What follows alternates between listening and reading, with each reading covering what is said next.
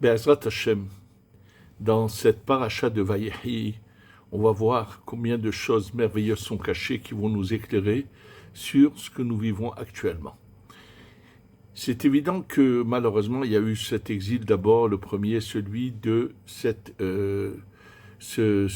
l'exil d'Égypte. Il faut savoir que ces exils, déjà, quel était le but en cela? Quel était le but de l'exil?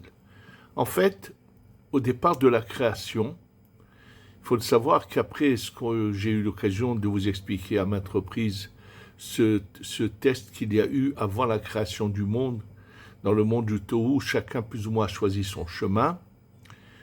Et ensuite, on voit les résultats de cela, puisqu'on voit d'un côté Adam Arishon avec en lui toutes les âmes du peuple d'Israël, les bonnes et les moins bonnes, se trouve là au Gan Eden, et à l'extérieur du Gan Eden, oui, il y a la source des 70 nations. Il va se passer un événement qui est la volonté divine, c'est que il va y avoir ce mélange de toutes ces âmes, de celles qui étaient dans Adam Arishon jusqu'à celles qui, qu'on appelle ça, et celles des 70 nations. Et il va se passer un mélange. Alors, pour comprendre cela, je vais vous expliquer. C'est comme si on avait deux personnages, un à côté de l'autre. Un, c'est Adam Arishon, spirituel, à côté de lui, ce qu'on appelle dans la Kabbalah, Adam Belial, quelqu'un de mauvais. Et bien sûr, il y a ce mélange. Alors, pour le comprendre, ce que ça veut dire ce mélange, je vais commencer par une petite anecdote, une histoire authentique, bien sûr, d'une discussion qu'a eu un jour le Rabbi Elimelech de Nijinsk avec son frère Rabbi Zouché. Sachez que c'était deux très très grandes neshamot et qui représentaient ces deux sphirotes qui doivent être réparées avec la venue du Mashiach ben Yosef, Mashiach ben David, qu'on appelle Yesod et Malchut. Absolument, c'est pour ça que bien qu'à l'origine le nom réel de Rabbi Zouché c'était Zoussia, mais son frère l'appelait Zousha, et lorsqu'on écrit ce mot Zousha, il a la même valeur numérique qu'un nom de Dieu qui représente le Yesod Shaddai. Et Elimelech, son frère l'appelait Melech, c'était la Malchut. Oui, ils ont représenté, ils auraient pu faire venir déjà la Géoula tellement ils étaient grands et qu'ils ont vraiment œuvré là-dessus. Malheureusement, ça ne s'est pas réalisé parce qu'à leur époque, il y a des personnages, malheureusement, tout à fait, le Erev Rav, qui sont en train d'essayer de faire, de détruire, de détourner le peuple d'Israël de son service de Dieu et de vouloir les assimiler aux non-juifs. Et un jour, Rabbi Zouché dit à son frère Rabbi Elimelech, il lui dit, Melech mon frère, toi ta neshama se trouvait dans la main de Adam Arishon. Pourquoi tu ne l'as pas empêché de manger du fruit défendu? Il lui a répondu, bien sûr que j'aurais pu, mais comme le Satan, le Yetzirah, l'ange du mal, lui avait dit que le jour où il mangerait de ce fruit, il serait des égaux égal à Dieu, je voulais qu'il mange et qu'il voie que c'est du mensonge. C'est-à-dire que des fois, il faut que la personne comprenne qu'elle se laisse berner et qu'elle est en train de choisir un mauvais chemin. Malheureusement, c'est le cas de beaucoup de gens qui sont totalement dans la mauvaise voie et qui ne changent pas, qui sont persuadés qui sont des tzadikim. Et ça, c'est grave. Et ça, c'est une des choses qu'il faudrait que chacun comprenne et essaie de se remettre en question. Donc, en tous les cas, j'ai amené cet exemple pour dire qu'il était dans la main. Ça veut dire que chez Adam Arishon, les neshamot se trouvaient aussi bien au niveau de ce qu'on appelle le Keter au-dessus de sa tête, cette lumière qu'on aurait tous là au-dessus de la tête qu'on appelle le Keter. Il y a des neshamot qui étaient dans la tête, des neshamot qui étaient dans les deux bras et le corps, et des neshamot qui étaient dans la fin des jambes. Et toutes ces neshamot se sont mélangées à l'autre côté, du côté de ce qu'on appelle Adam Belial. C'est-à-dire que ce mélange a fait que, jusqu'à la sortie d'Égypte, il n'y a pas de peuple d'Israël, il n'y a pas à qui donner la Torah. Ce mélange a été catastrophique, puisqu'au lieu que ce soit le bien qui domine le mal, c'est le mal qui a utilisé le bien, et elle l'a utilisé en mal, et a fait toutes ces catastrophes comme la génération du déluge, ou bien Sodome et Gomorre, la tour de Babel, c'est pas dans l'ordre des ailes, mais ça veut dire que à chaque fois, c'est le mal qui domine et qui prend les forces du bien et les utilise avec lui pour faire ce qu'il fait. C'est ce qui s'est passé. Donc, finalement, bien sûr, ce mélange qui a été pas du tout une réussite, c'est l'inverse, arrive le moment où, pour que le monde continue, il faut faire réparer cela. Alors, d'abord au niveau des exils, il faut que vous le sachiez. Donc, les exils ont été déclenchés dès l'instant où il y a eu cette faute. C'est pas à cause d'Abraham Avinu qu'il y a eu l'exil d'Égypte comme on en aurait l'air d'apparence. Juste que quand il a voulu réparer, on va le voir tout de suite, il n'a pas réussi et on lui a dit qu'il n'a pas réussi, que cet exil va quand même exister. En Égypte, c'était les âmes qui étaient dans ce qu'on appelle le Keter, cette lumière qui est au-dessus de la tête, qui s'est séparée. Ça veut dire les âmes qui étaient emprisonnées dans le Keter de la Klippa, de Sodom et du mal, se sont séparées, sont revenues à leur place. Ensuite, dans le galout de Babel, de Babylonie, c'est toutes les neshamot qui étaient dans la tête qui se séparent. Après, il va y avoir Paras, Madai, Yavan. Il va y avoir l'histoire avec le Purim de Paras. Il va y avoir une partie du temps, il va être à Madai. Ensuite, il va y avoir les Yevanim qui vont avoir une domination sur le peuple d'Israël c'est l'histoire de Hanouka que nous venons de vivre. Et là, ça a été la séparation des deux bras et du corps. Il y a trois, Paras, Madai, Yavan. Et nous sommes en train, maintenant, le dernier exil, il est en deux parties. Il y a Galout Edom et Galout Ishmaël. C'est-à-dire, il y a deux jambes. À gauche, c'est le Galout de Edom, qui est encore en pleine effervescence, puisqu'il y a encore tellement de gens qui vivent dans cet exil de Edom et qui ne cherchent pas à en sortir. Et il y a eu le Galout de Ishmaël, l'exil dans les pays de l'islam. Et là, c'est presque fini, oui, parce qu'il n'y a pratiquement presque plus dans le monde, dans les pays islamiques, il n'y a pratiquement plus de communauté juive. Donc, en fait, ces exils étaient pour séparer. C'est pour ça que dans le livre de Daniel, c'est marqué Kat Mater Raglin Beraglin. Lorsqu'on va arriver à la fin des pieds sur la séparation, le Mashiach arrive. Nous sommes donc à la toute fin. C'est pour ça que c'est marqué Ekveta de Meshiach. Akev, c'est le talon. C'est-à-dire que le Mashiach arrive quand nous sommes vraiment à la toute fin. Maintenant, si avec ce que je viens de vous dire, dans ce cas-là, c'était une évidence, donc il n'y avait aucun moyen d'avoir la délivrance avant. Non, c'est faux. Bien sûr qu'il y avait la possibilité de changer les choses, et je vais pour ça d'abord, avant tout, vous dire ce que dit je pense que c'était je l'ai vu dans un des livres de Rabbi Yaakov Abu Hatzera, mais il ramène que, en fait, après l'exil d'Égypte, s'il n'y avait pas eu la faute du veau d'or, et après la suite, la faute des explorateurs, ainsi de suite, c'était la fin, ils rentraient en Eretz Israël, on aurait tout fini. Parce que, étant donné que ces âmes étaient celles de la source, de la racine du Keter, lorsqu'on répare le Keter, il peut entraîner après lui tout le corps.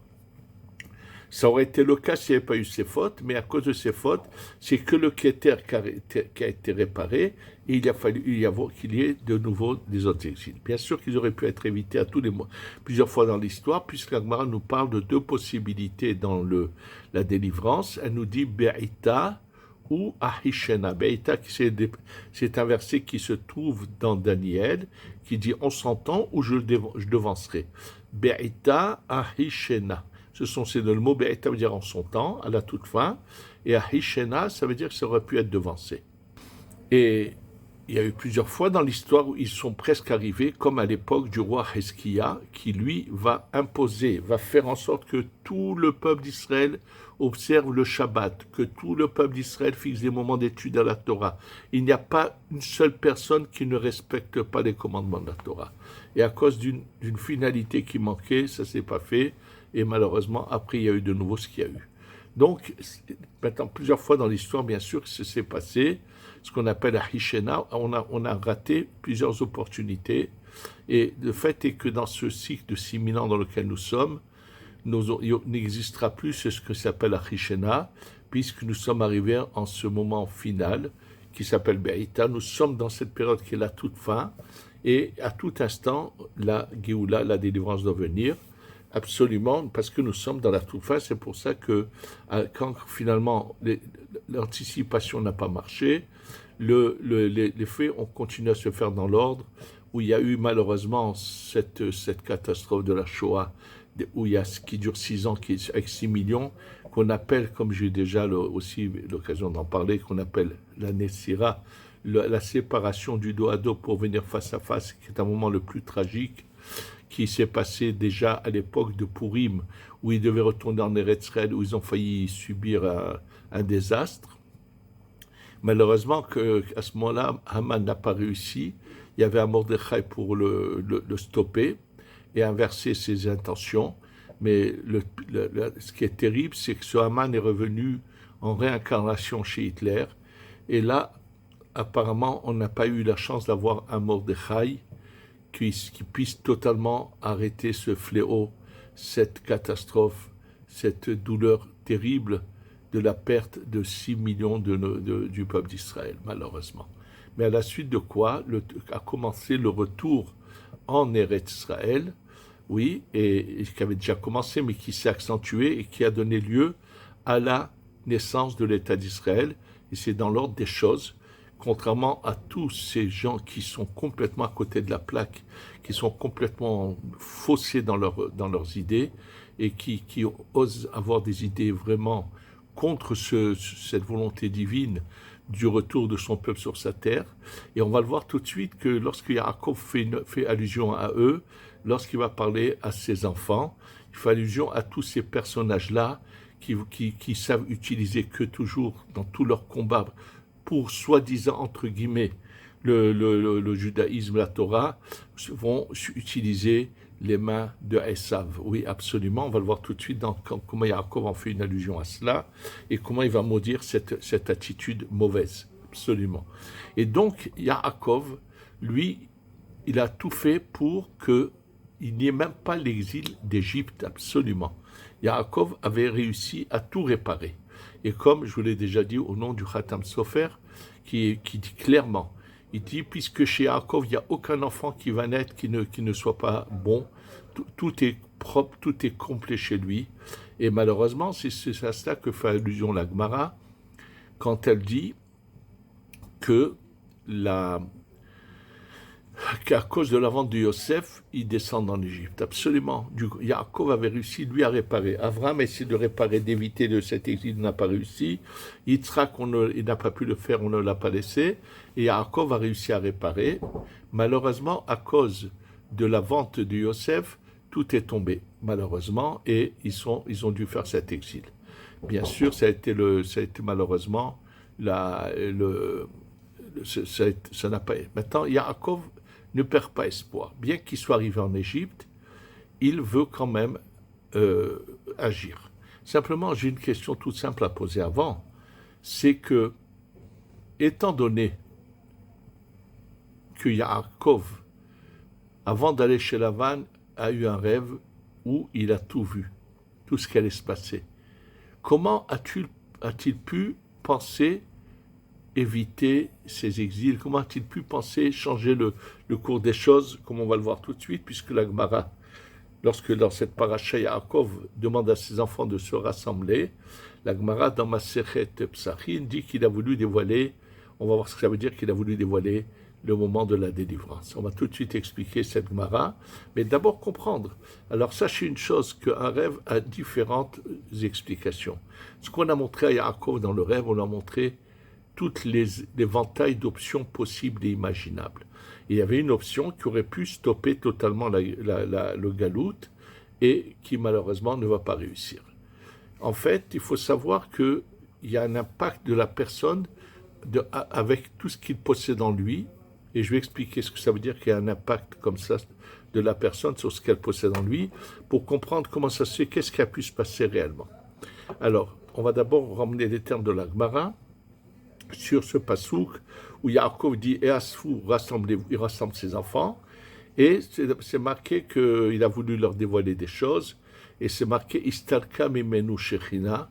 La Shechina s'est retirée de lui, et il s'est mis à dire peut-être que vous avez dans votre cœur quelque chose qui n'est pas bon.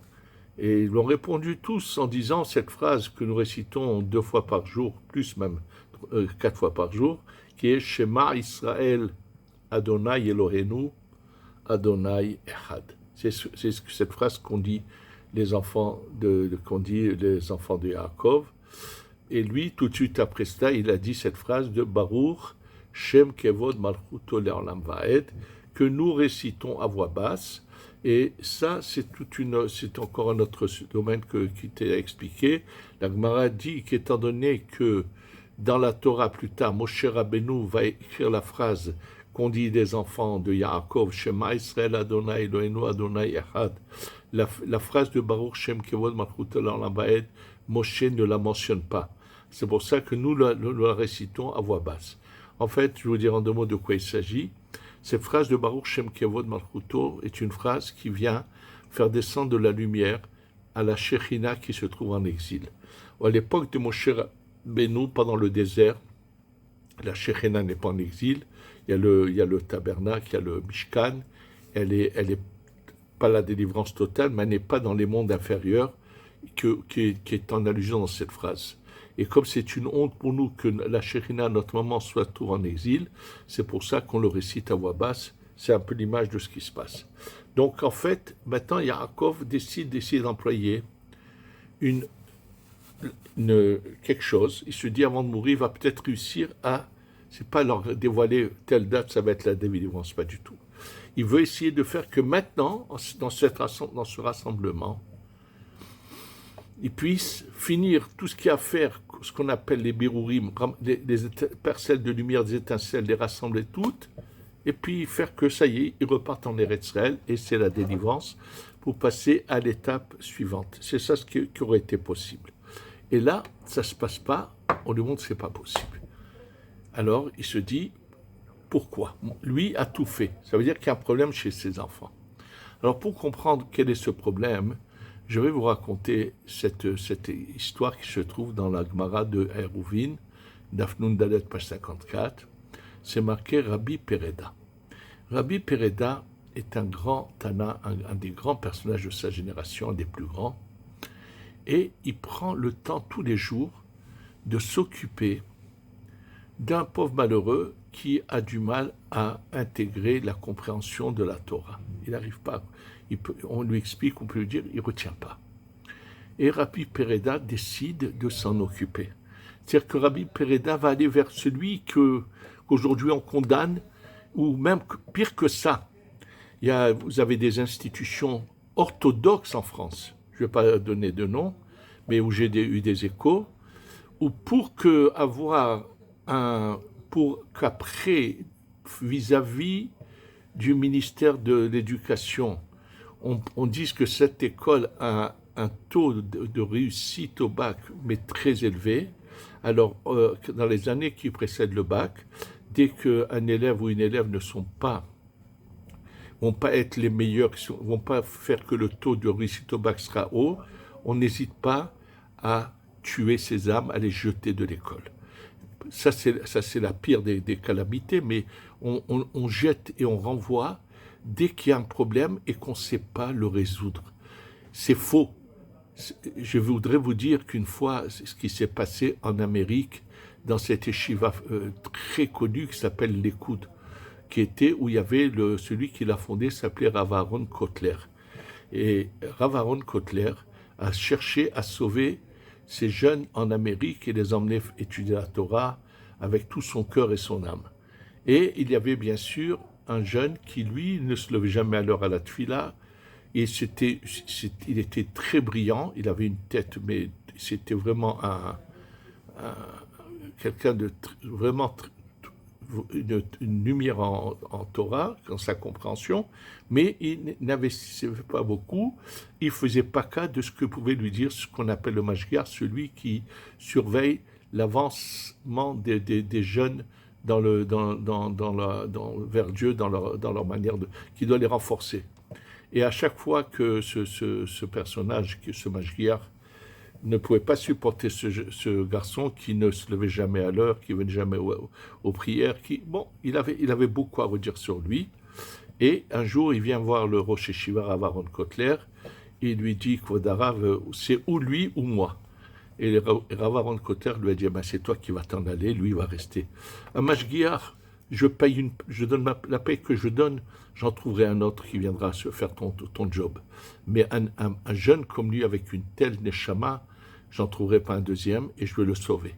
Ça, c'est un principe qu'il faut savoir, que on doit tout faire pour sauver tout ce qu'il y a en nous. Alors, Rabbi Pereda, qui est donc un des grands de la génération, veut prendre le temps de s'occuper de ce pauvre malheureux. Et tous les jours, il va prendre un moment qu'il va lui consacrer et lui enseigner tous les jours une halakha, un enseignement de la Torah, mais il va lui répéter doucement 200 fois, tous les jours. Oui. Il a un moment précis où personne ne peut le déranger, où il s'occupe de ce monsieur-là. Et un jour, lorsqu'il arrive, il commence à enseigner, et on vient lui parler au milieu parce qu'il doit aller à un mariage. Donc il continue quand même à enseigner ces 200 fois. À la fin des 200 fois, il dit à son élève, à cette personne pour laquelle il s'est investi, répète. Je lui dis, je ne sais pas. Je lui dis, pourquoi? Mais tous les jours, quand je t'explique 200 fois, tu sais répéter, qu'est-ce qui se passe aujourd'hui?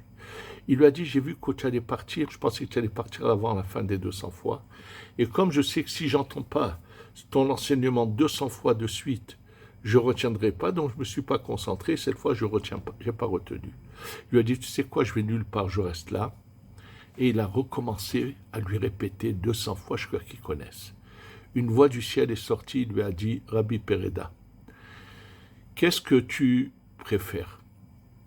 Vivre 400 ans ou que ta génération ait le Olam Haba?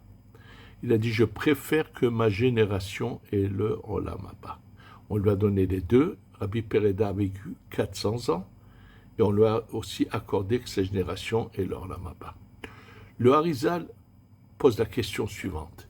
Il dit, Moshe Rabbeinu, qu'il n'y a pas comme lui, qui s'est donné toute sa vie pour le peuple d'Israël, nous savons que cette génération du désert, elle n'a pas d'Olam Haba, elle n'aura sa réparation qu'avec la venue du Mashiach. Lorsque Moshe va se dévoiler, il les sauvera, il les fera rentrer en Eretz Israël, leur donnera une chance d'être sauvés. Comment se fait-il que Rabbi Pereda, on peut lui dire que toute sa génération?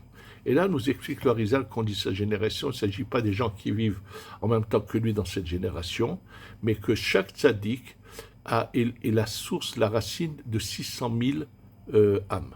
Oui, chacun, il y avait des grands tzadikim sont la source de 600 000 âmes, mais qui peuvent venir depuis le début de la création jusqu'à la venue du Mashiach.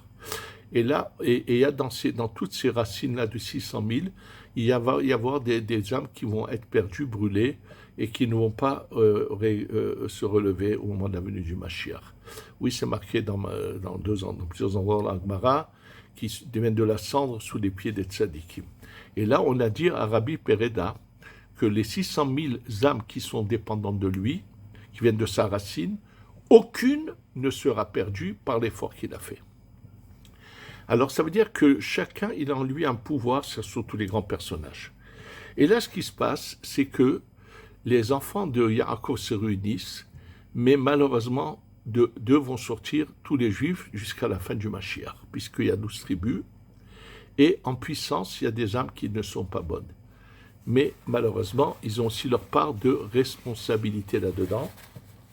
Et c'est pour ça que Yaakov leur dit, peut-être qu'il y en a qui ne sont pas corrects ici. Et il lui dit, non, nous, on a tous l'amour de Dieu, c'est-à-dire, ils ont dit cette phrase de Shema Israël. Malheureusement, en puissance, il va y avoir des gens qui vont sortir d'eux qui ne sont pas bons. Et là, Yaakov l'a compris, donc ce qu'il voulait faire, cette réparation qu'il voulait faire Yaakov, qui aurait pu arrêter totalement l'exil, ne va pas se réaliser. Mais quand il va parler à ses enfants, il va leur montrer le problème qu'il y a qui empêche que la Géoula vienne. Et d'ailleurs, il va faire des reproches à Réhouven, qui est trop fulgurant, qui fait des choses sans réflexion. Et le Pahaskamaïm al-Totar, ça veut dire ta manière d'agir ne fait que du tort. Et ensuite, quand il va passer, Shimon et Lévi. Shimon et Lévi, ce sont ceux qui sont allés et qui ont tué la ville de Shechem. Et là, à Rourapam, il va maudire leur colère, leur manière, et c'est marqué de toute façon dans les commentateurs, ils vont utiliser les mains de Esav. Et ils ont eu de bonnes intentions, mais malgré tout, ce n'est pas le chemin que Hachem désire. Je vous rappelle cette histoire extraordinaire avec le Chafetz Chaim, qui un jour, en rentrant le bon matin à la synagogue, il trouve qu'on a des gens qui sont arrivés avant lui en train de frapper quelqu'un. Ils lui disent « Pourquoi vous levez la main sur lui ?» Ils lui ont dit « On l'a attrapé en train de voler dans les boîtes de tzedaka du Beth Knesset de la synagogue. » Il leur a dit « Écoutez, arrêtez-vous un peu et comprenez. Qu'est-ce qui est mentionné dans la Torah si on attrape quelqu'un en train de voler ?» Et c'est marqué qu'il devra payer le double. Mais c'est marqué nulle part qu'on a le droit de lever la main sur lui. La fin ne justifie pas les moyens. Et le problème qu'il reproche à Shimon et Lévi, et c'est pas eux ont fait tchouva sur leurs erreurs, mais il y a en eux en puissance, et eux doivent réparer cela, que c'est le problème dans lequel nous vivons aujourd'hui, où on veut tout faire par la force. Que du côté que la gauche israélienne, par exemple, ou dans le monde entier, veuille combattre notre Premier ministre, par exemple, et tout par la force, avec ces manifestations qui nous ont été déplorables, qui sont en grande partie la cause qui ont donné de la force à nos ennemis, c'est sûr que c'est triste. Mais le pire, c'est quand nous sommes dans notre milieu à nous, dans le monde religieux, où on assiste partout, où on veut tout faire par la force. Ces manifestations qu'on essaie d'organiser pour régler des problèmes qui peuvent être réglés différemment, oui, le problème de ce qui concerne d'enrôler des jeunes qui pratiquant dans l'armée pourrait être très facilement résolu, et s'il n'y avait pas cet extrémisme, ces pensées. Combien de jeunes ne sont pas dans la yeshiva, tournent dans les rues, et au contraire, si on les prenait, on les mettait dans un cadre religieux, et c'est ce qu'apprenait le Rav Steinman, Zecher Tzadik de Sheuracha. Il y a des unités qui ont été créées spécialement. Ce problème aurait pu être résolu depuis longtemps. Malheureusement, c'est pas sans raison qu'il est marqué que on n'a plus de dirigeants. Ceux qui pensent être des dirigeants sont en fait ont toutes sortes d'idées dans la tête. Comment on va les voir? Comment est-ce qu'on va dire d'eux? Ils ne se rendent pas compte c'est un malheur de ce qui se passe avec nous, malheureusement. Et c'est marqué que la fin de Masechet dit qu'avant la venue du Mashiach, la vérité, la véracité, l'authenticité disparaissent. Et on assiste qu'à tout se fait par la force. Comme je vous l'ai déjà dit, c'est de cela que Yitzhak a tremblé. Quand il a vu qu'il y aura des gens qui étudient d'un côté la Torah, et de l'autre, Ve'ayadaïm, et de l'autre, c'est les mains de Esav. C'est passé dans une des yeshivas les plus connues, la yeshiva de Ponyovitch, où le gendre de l'ancien Rav de Ponyovitch a voulu écraser son beau-frère et lui prendre de force la yeshiva. Il a fallu que ça soit un juge qui est d'origine de famille religieuse, mais qui n'est pas religieux, qui devait trancher, qui a été scandalisé dans les termes qu'il écrit dans son rapport. Comment un bonhomme qui se dit Rosh Yeshiva se permet de faire agir et d'éduquer des jeunes à la sauvagerie, aux mains de Yaakov. Et ça, Yaakov leur explique pourquoi ils n'ont pas pu faire venir la Géoula. Vous avez en vous, en puissance, toutes les âmes, mais vous devez avoir un agissement qui va avoir un impact sur ces âmes pour qu'elles n'arrivent pas à cela. C'est pour ça que Yaakov va utiliser cette parole qui est à Rourapam. Il maudit leur colère à qui? À Shimon et Lévi. Et je pense qu'il y a ici un grand enseignement. Je vous l'ai dit au début de ce cours, nous sommes à la toute fin du galout. D'abord, tous ceux qui n'ont pas compris qu'il faut revenir à la maison se trompent bel et bien. C'est pour ça que cette paracha où on veut parler de galout, on nous montre comment les 12 tribus accompagnent leur père en Eretz Israël. Ça veut dire que finalement, tout le monde doit revenir. Arrêtez de penser que le Mashiach va vous faire venir. Vous ne savez pas ce qui se passera. Tous ceux qui auraient corrompu et qui ne sont pas venus, je les plains dans quelle situation ils seront dès que tout d'un coup il va y avoir la révélation du Mashiach avec le Beth Amikdash. S'il ne va pas leur dire vous resterez un peu en stand-by parce que comme ce que vous avez désiré et leurs larmes seront terribles, elles ne pourront rien faire. Réveillons-nous tous. Avant tout, tous ceux qui peuvent, je leur souhaite de tout cœur qu'ils prennent leurs affaires, viennent accueillir ici le Mashiach. Be'ezrat Hashem. Et deuxièmement, qu'on doit tous aller à l'image d'Hachem, tout régler dans la douceur et la bonté. Et surtout, dans toutes ces écoles ou ces yeshivot, où dès qu'on ne sait pas s'occuper d'un cas, on le renvoie, je dis souvent, ce genre de personnages qui prennent ces décisions, qu'ils appellent le Mashgiach, moi je pense que c'est plutôt des gens qu'on devrait appeler le shochet. Shochet, celui qui coupe la gorge à des animaux. Et il y en a qui coupent la gorge à des âmes. Oui, par leur attitude, quand ils veulent la vie facile, ils ne savent pas se donner et par amour pour sauver toutes ces âmes possibles. Face à Hachem, que nous on se réveille tous, qu'on ait cet amour d'Hachem. Et si tous ceux qui m'entendent, qu'on se décide tous à demander la Géoula, et par l'amour du prochain, qu'Hachem nous envoie cette Géoula très vite avec le Mashiach qui arrive, troisième Beth Amikdash qui descend tout de suite, et qu'on arrive à la Géoula Shema Shtavo Bimera B'Yamenu. Amen ve Amen. Amen.